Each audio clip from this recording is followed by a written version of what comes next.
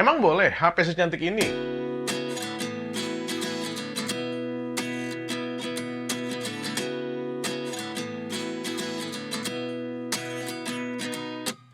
At 29 and I find myself wondering what did happen to the last 10.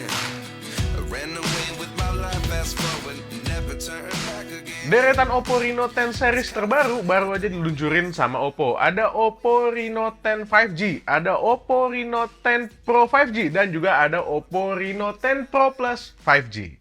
Kalau ada 3 perangkat dalam satu seri yang dikeluarin bareng, gue biasanya akan langsung merekomendasikan si anak tengah, karena dia biasanya adalah sweet spot antara harga sama apa yang lo dapetin. Kayak yang gue pegang ini nih, Oppo Reno 10 Pro 5G. Tapi apa emang begitu? Apa sih Oppo Reno 10 Pro 5G ini emang layak buat kalian beli? Yuk kita bahas. Thank you loh Oppo Indonesia yang ngerasa tersindir di video A78 kemarin, yang pada saat itu gue dikiriminnya tuh yang warna hitam. Karena ternyata dikiranya gue suka yang warna hitam. Makanya kali ini gue dikirimin yang warnanya ungu kayak gini. Asli, warna ungu berkilaunya tuh cakep banget dan terasa glossy di tangan. Gua nggak tahu ya Oppo pakai magic apa di sini. Jadi meskipun glossy, sidik jari tuh kayak nggak bisa nempel di handphone ini.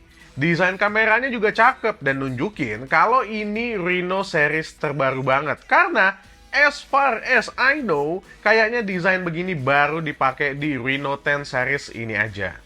Bodinya melengkung sampai sisi dan ketemu sama frame plastiknya di pinggir yang warnanya juga ungu. Cuma beda shade aja ini. Layarnya yang juga lengkung bikin perangkat ini jadi digenggam tuh berasa tipis banget. Ini layar udah pakai panel OLED dengan ukuran 6,7 inci beresolusi 1080p dan bezelnya udah tipis banget. Imbang di semua sisi. Dan displaynya bisa ngatur refresh rate ini di 60 atau 90 Hz juga, sesuai sama penggunaan kalian dan tentunya untuk menghemat baterai. Tingkat kecerahan layarnya juga oke, ada di 500 nits kalau slidernya dimentokin kanan dan sekitar 800 nits auto di kondisi terang. Optical in-display fingerprint scanner juga ada nih di bagian bawah. Speed bacanya dan akurasinya cukup oke, dan kali ini posisinya juga terasa pas, nggak terlalu ke bawah. Panel OLED-nya sesuai ekspektasi, ngasih kontras yang bagus, juga akurasi warna yang mantep. Layarnya juga support video HDR10, HDR10+, dan HLG, tapi belum support Dolby Vision. Widefine L1 juga udah didukung nih, jadi dipakai nonton Netflix udah bisa sampai resolusi Full HD dengan saturasi warna yang bagus. Speakernya kali ini cuma ada satu di bagian bawah yang ngasih volume maksimal cukup kenceng, dengan kualitas suara yang gua rasa masih bisa ditingkatin lagi nih sama Oppo. Soal storage, Oppo Reno 10 Pro ini hadir dalam satu varian aja, 256GB tanpa opsi untuk nambahin storage-nya melalui penyimpanan eksternal. Kondisi kayak gini mungkin jadi deal breaker buat sebagian orang, tapi gua rasa lebih banyak orang lagi yang bakal ngerasa cukup dengan penyimpanan 256GB. Storage-nya juga udah pakai UFS 2.2 selayaknya handphone Reno dari Oppo. ColorOS 13 berbasis Android 13.1 juga masih kelihatan nih di Oppo Reno 10 Pro 5G ini. Semuanya rasanya ya ColorOS banget. Ya menunya, ya snappiness-nya, juga interface-nya. Tapi ada yang nggak biasa dari perangkat yang satu ini. Doi punya IR Blaster atau Infrared Blaster. Kalau merek sebelah itu punya IR Blaster, itu kan udah biasa ya. Lah ini, Oppo. Ngapain dia pakai IR Blaster? Dugaan gua, kalian para fans Oppo nih harus siap-siap. Karena bisa jadi Oppo itu bakalan ngeluarin perangkat-perangkat smart selain handphone ke Indonesia. Emang hubungannya apa sama IR Blaster? Nih ya, IR Blaster itu bisa banget jadi koneksi tambahan untuk nyambungin perangkat non-handphonenya Oppo ke handphone Oppo ini gitu. Jadi misalnya kalau Oppo ngeluarin TV, kalian bisa ngontrol TV-nya dengan handphone ini. Kalau Oppo ngeluarin AC yang smart, misalnya kalian bisa ngontrol AC-nya juga langsung pakai handphone ini. Dan teori gue mulai kebukti nih. Diam-diam, beberapa waktu yang lalu, Oppo Indonesia ngeluarin router. Oppo Reno 10 Pro 5G kali ini dibekali RAM 8GB dan ditenagai sama Snapdragon 778. Chipset yang masih cukup powerful. Kata kuncinya ada di kata cukup.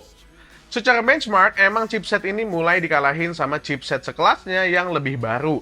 Buat mainin game yang casual, Snapdragon 778 masih oke, pakai banget. Dia pun bisa hajar game yang lebih demanding, tapi ekspektasinya harus kalian jaga. PUBG Mobile bisa jalan di settingan kayak gini dengan pengalaman main yang nyenengin. Gyroscope aman di handphone ini, karena dia udah pakai gyro hardware yang jauh lebih bisa diandelin ketimbang gyro software. Mobile Legends yang lebih enteng pun lancar, nggak nemu ngelek-ngelek. Ini enak lah. Touch ketika pakai Funny pun aman, nggak ada ghost, nggak ada lompat-lompat. Ini sesuai dengan apa yang kita harapkan dari sebuah perangkat seri Reno. Genshin Impact juga bisa dijalanin, tapi gue cuma mau ngingetin sekali lagi ke kalian, jaga ekspektasi dengan baik. Kalau gaming bukan kekuatan utama dari si Oppo Reno 10 Pro, gue bisa ngasih tahu ke kalian kekuatan sesungguhnya dari si Portrait Expert ini. Kamera utama Oppo Reno 10 Pro pakai resolusi 50 megapiksel dengan lensa telefoto 32 megapiksel dan lensa ultrawide 8 megapiksel. Lensa utama 50 megapikselnya pakai metode pixel binning untuk gabungin 4 pixel jadi satu. Jadi, by default, lensa utamanya ini ngambil foto 12,5 megapiksel dan hasilnya bagus dengan detail yang tinggi. Kontras yang seimbang dan warna yang dihasilkan juga true to life alias natural gitu. Mirip kayak apa yang gue lihat langsung dengan mata sendiri.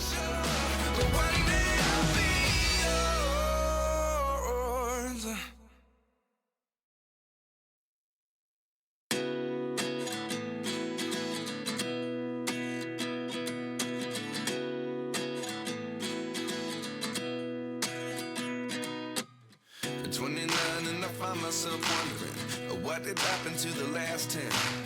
I ran away with my life, fast forward, never turn back again. It's kind of funny that the more we pass time, the more we need to set them rewind.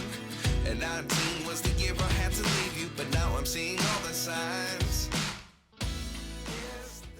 Mode portrait jadi keunggulan utama si Reno 10 Pro 5G dengan reproduksi warna kulit yang cakep dan separasi foreground dan background yang juga nggak kalah cakep. Dengan catatan di kondisi yang kondusif. Ini contoh kondisi kondusif nih, rambut modelnya nggak out-outan atau pakai penutup kepala dan warna backgroundnya nggak terlalu blending dengan model. Untuk kondisi yang lebih menantang, mode portrait masih ngasih hasil yang cukup bagus juga sih. Yang tadi itu just info aja, biar kalian kalau hasilin portrait itu bisa lebih maksimal pakai Oppo Reno 10 Pro 5G ini.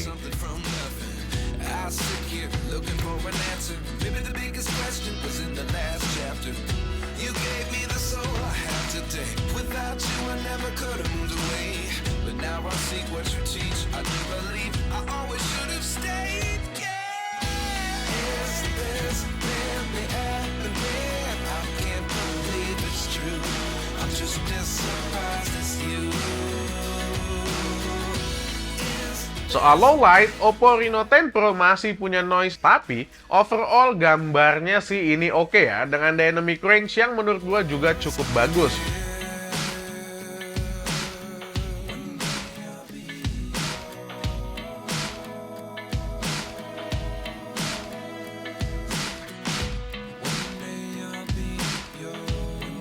Kalau kalian aktifin mode malam, kalian bisa dapetin gambar yang lebih oke lagi dengan penambahan sharpness dan lebih preserve di highlightnya.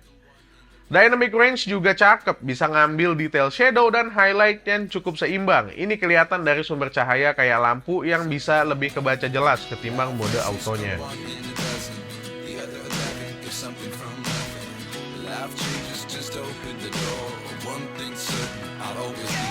Lensa telefoto di Oppo Reno 10 Pro bisa ngambil gambar 2 kali zoom sampai 5 kali zoom. Lensa ini tuh ngasih gambar tentu lebih baik ketimbang HP-HP lain yang ngezoomnya cuma pure digital aja.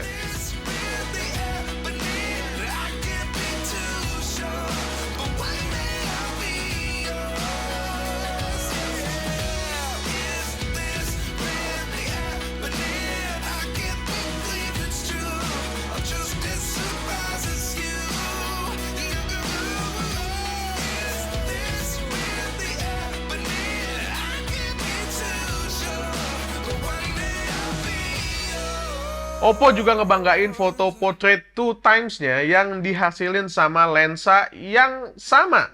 Dan menurut gue, hasilnya malahan lebih bagus daripada portrait dengan lensa utamanya.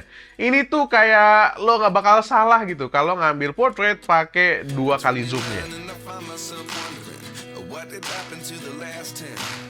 I ran away with my life, fast forward, never turn back again. It's kind of funny that the more we pass time, the more we need to set them rewind. And 19 was the year I had to leave you, but now I'm seeing all the signs. Buat lensa ultrawide, warnanya beda juga dan lebih less saturated, dengan noise yang lebih terasa. Malum, resolusinya juga nggak sebaik yang 2 kan? Tapi tetap ya, keberadaan lensa ultrawide tuh menolong banget buat ngasih sudut pandang yang lebih luas di hasil karya kalian.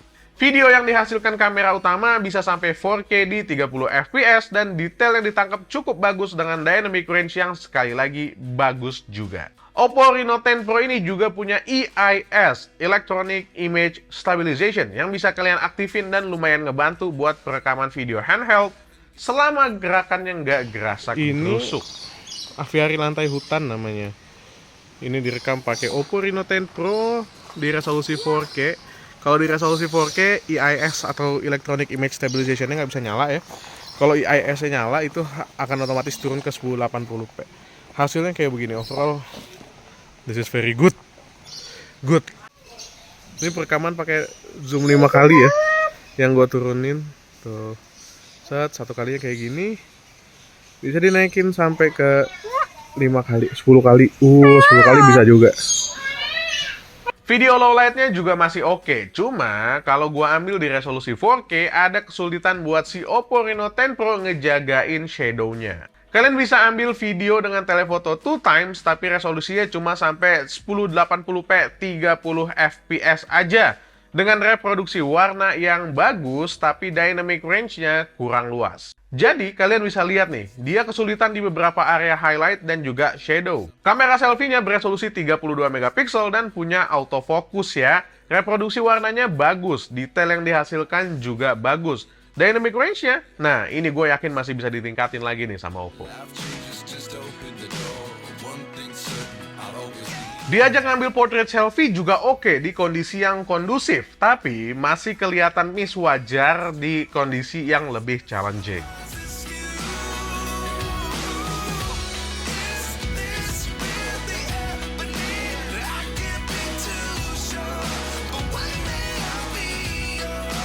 Video selfie-nya tuh gue taruh di sini ya. Silakan bantuin gue dengan tulis pendapat kalian soal video selfie di kolom komentar. Animalium namanya, ini punyanya Brin. Dan ini lagi di bagian aviari, jadi banyak banget burung yang ada di dalam kandang sama di luar kandang. Nih ada burung di atas sini nih, tuh, burung tuh. Nah ini kalau pakai dual view video begini cakep banget nih pak, nggak kanan kiri, bagus banget kan. Kita lagi di mana nih? Lagi di Animalium. Kita di Animalium. Permisi boleh? Animalium itu punyanya Brin dan dalamnya surprisingly very good ya. Harganya emang agak pricey sih buat masuk, tapi ini bagus banget. Ini aviari, tapi dari tadi burungnya nggak kelihatan, mungkin ada di atas sana. Ini namanya Ini apa? burung yang lantai hutan. Hah? Burung lantai hutan? Oh, yang ininya hutan gitu ya? Jenis-jenisnya. Tapi nggak kelihatan dari tadi. Tuh, itu. Mana? Kalian lihat nggak? Mana tuh?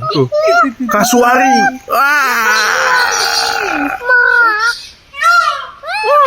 Bunyi dong. Wow, debak. Itu kayaknya Untuk daya, Oppo Reno 10 Pro punya baterai 4600 mAh dengan kemampuan pengisian daya SuperVOOC 80 Watt yang bisa ngisi daya kurang dari 30 menit dari kosong sampai penuh. Kalian juga nggak usah khawatir kalau baterai 4600 mAh-nya dari Oppo Reno 10 Pro ini bakal cepat habis. Karena Oppo Reno 10 Pro ini punya sebuah chip manajemen khusus untuk ngatur dayanya, yang fungsinya buat ngatur charge, discharge, dan juga manajemen powernya. Jadinya 4600 mAh dalam masa penggunaan gue selama 2 minggu ini bisa bertahan 1 harian penuh. Bahkan kadang-kadang gue baru perlu buat ngecas itu besokannya lagi di pagi agak siang. So, apakah Oppo Reno 10 Pro ini cocok dibeli buat kalian? Jawabannya tentu aja cuma kalian yang tahu karena kebutuhan setiap orang tuh beda-beda. Cuma gue mau ngasih tahu ke kalian kalau Oppo Reno 10 Pro ini punya banyak banget alasan yang tempting buat dimiliki. Desainnya yang sleek, layar OLED yang manjain mata, dan juga kameranya yang bisa banget buat diajakin portrait. Itu jadi 3 alasan utama yang menurut gua membuat Oppo Reno 10 Pro ini tempting banget buat dimilikin gitu. Pengen segera pakai lah rasanya. Tinggal sekarang ya balik ke kebutuhan dan juga budget kalian. Cocok nggak budgetnya sama si Oppo Reno 10 Pro ini? Kalau budgetnya cocok, kalian juga udah pengen, ya nggak usah pakai mikir lah. Tapi kalau misalnya kalian pengen, tapi budgetnya belum cocok, ya bisa nabung lagi lah. Ya kalian paham lah maksud gue kayak gimana gitu. Sekarang coba deh tulis di kolom komentar, Oppo Reno 10 Pro itu menurut kalian kayak gimana berdasarkan hasil tontonan kalian di video ini atau video-video review yang lainnya. Biar dapat gambaran gue gitu loh, kalau kalian tuh suka apa nggak suka sama handphone ini. So, itu dia video kali ini tentang Oppo Reno 10 Pro 5G dari Main Lagi. Gua Dian pamit. Assalamualaikum warahmatullahi wabarakatuh. Bye.